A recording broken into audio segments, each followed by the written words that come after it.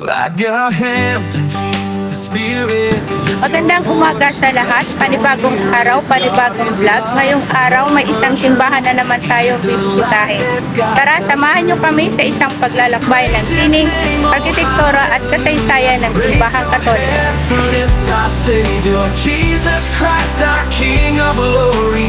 This is our never-ending story.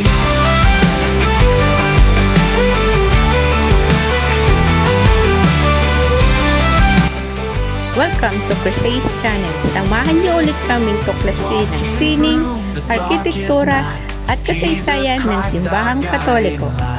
Fear and doubt, they fade away in His arms forever. Hindi ka mababagot sa biyahe papuntang Tanay Rizal dahil sa napakagandang tanawin. Habang bumabaybay sa daan, matatanaw mo ang malalawak at berdeng taniman, mga kabundukan at matatayog na puno na nagbibigay ng priskong hangin at nakaka-relax sa pakiramdam. Isang perfectong ruta ito para sa mga mahilig mag-road trip at nature photography. Walking through the darkest night, Jesus Christ our guiding light. Fear and doubt, they fade away, in His arms forever stay. Praise His name, oh hallelujah. Raise your hands to lift our Savior, Jesus Christ our King of glory. This is our never-ending story. This is our never-ending story.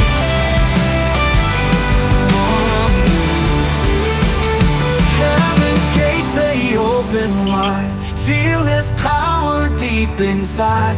Every step of faith we take, God's own promise never break. Dumating kami sa Arko ng Tanay bandang alas 11 ng umaga. Handa nang simulan ang aming paglalakbay upang tuklasin ang kagandahan at kasaysayan ng simbahan ng San Ildefonso de Toledo Parish. Ang San Ildefonso de Toledo Parish Church ay matatagpuan sa bayan ng Tanay Rizal, ay isa sa pinakamatandang simbahan sa lalawigan.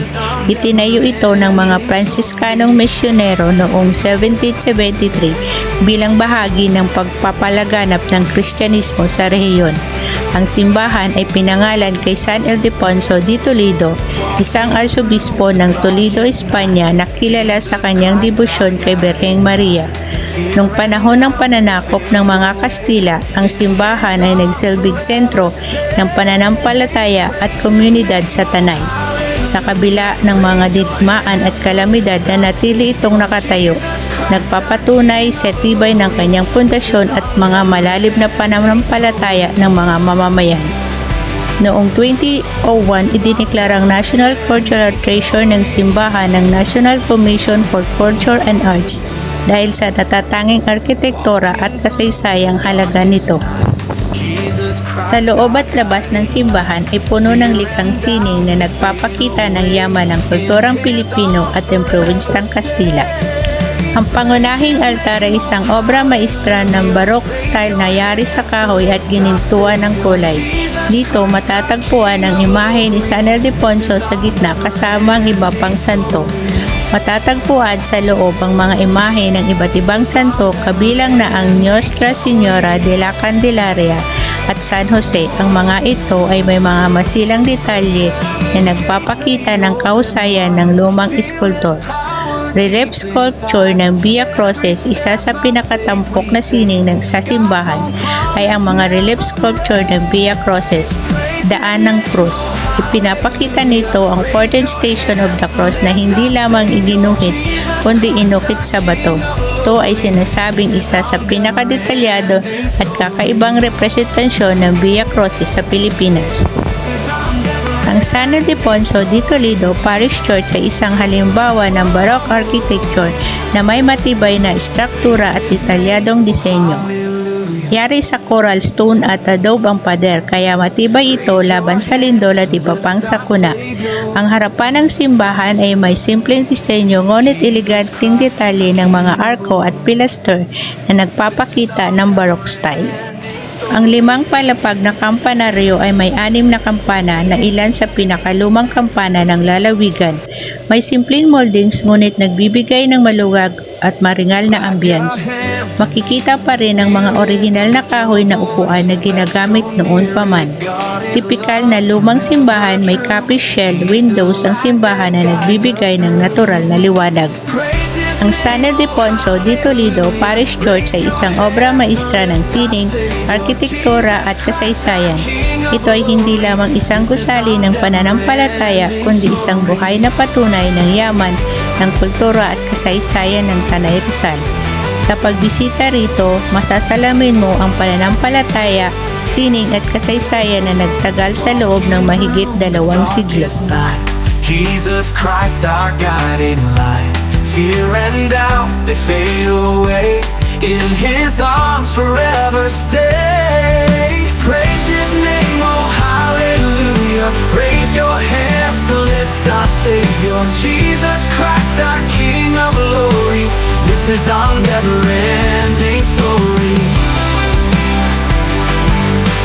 This is our never-ending story.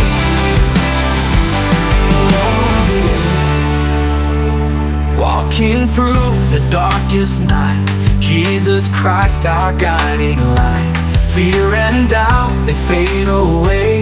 In His arms forever stay. Praise His name, oh hallelujah. Raise your hands to lift our Savior. Jesus Christ, our King of glory. This is our never-ending story. This is our never-ending story.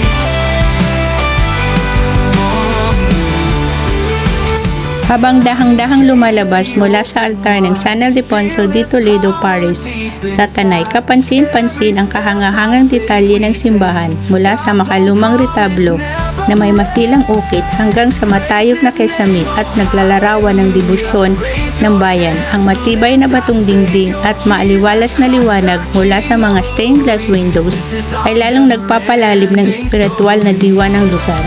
Sa taong 2025, lalo pang naging makasaysayan ang simbahan matapos mapabilang ito sa mga Jubilee Churches, isang pagkilala sa mayamang pananampalataya at kasaysayan nito. Sa paglabas, masisilayan ang malawak na bakuran tila isang paanyaya na ipagpatuloy ang paglalakbay at pananampalataya.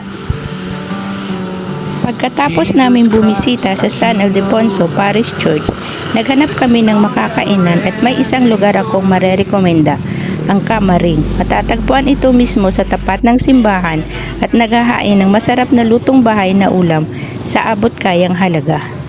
Clap your hands, the Spirit, lift your voice, let's go near it. God is love, forever true. He's the light that guides us through. Praise His name, oh hallelujah. Raise your hands to lift up. At dito nagtatapos ang ating paglalakbay sa San Ildefonso de Toledo Parish Church, isang simbahan na puno ng kasaysayan, sining at pananampalataya. Sana'y naibigan nyo ang aming paglilibot dito. Kung may iba pa kayong simbahan na nais naming bisitahin at itampok, i-comment nyo lang sa ibaba. At huwag kalimutang sabihin kung saan kayo nanonood para malaman natin kung gaano kalayo ang naabot ng ating paglalakbay. Maraming salamat sa inyong pagsama sa amin. Huwag kalimutan i-like, i-share at mag-subscribe sa Crisace 1976 para sa mas marami pang kwento ng ating mga makasaysayang simbahan. Hanggang sa sunod na paglalakbay.